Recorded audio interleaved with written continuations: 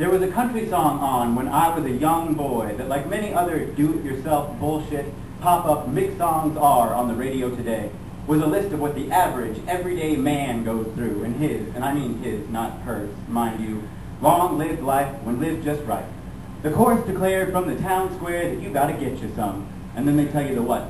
First money, then love, then babies, then done.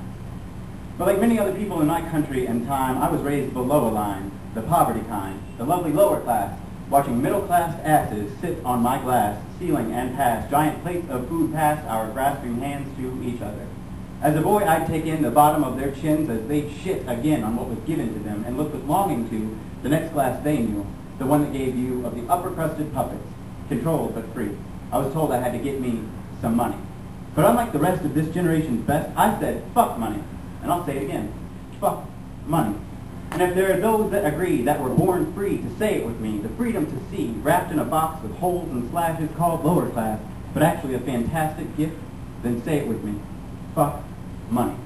And if I hear out here in this city I live another song with this insistence that I chase more bills and get more thrills from big oil spills, more credit card bills, then I swear I will rip every radio from the walls until there's no noise at all but the penniless artist, alone with guitar, waiting for her call from the same companies that started this whole fucking case in the first place.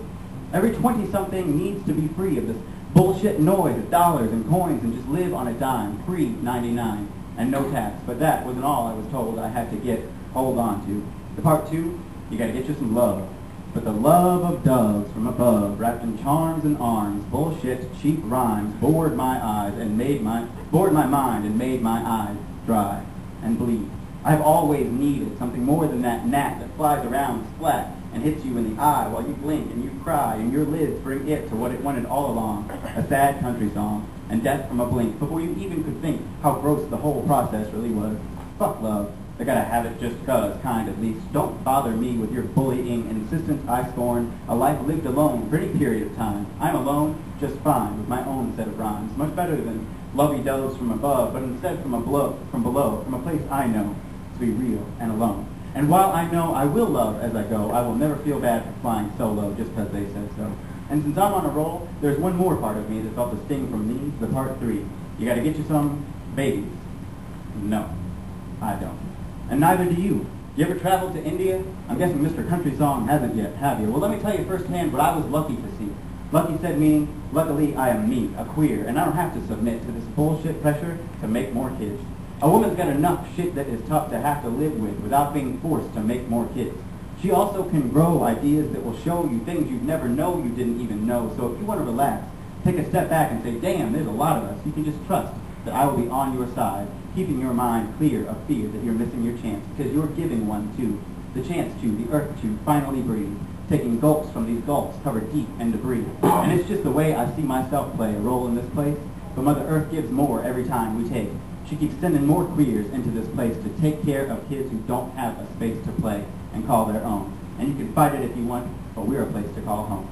And all the while songs tell boys like me that I'm somehow wrong for existing, but I'm finished with songs from that country. And it seems since the start they were finished with me. But so long as we sing as loud and bring ourselves to the ring, if it's a fight you gotta miss, it's worth TiVoing. And so long as I live, I will not let this musical attack keep coming back to stop dead in our tracks. Anyone else like me who doesn't see why we all must be exactly the same, enough to write the song, just 3 minutes long and loud enough to hold a hand over throats and squeeze them close. I promised to go to the source and stand bold from a voice that rings cold and tell them so. I said, let go. I said, let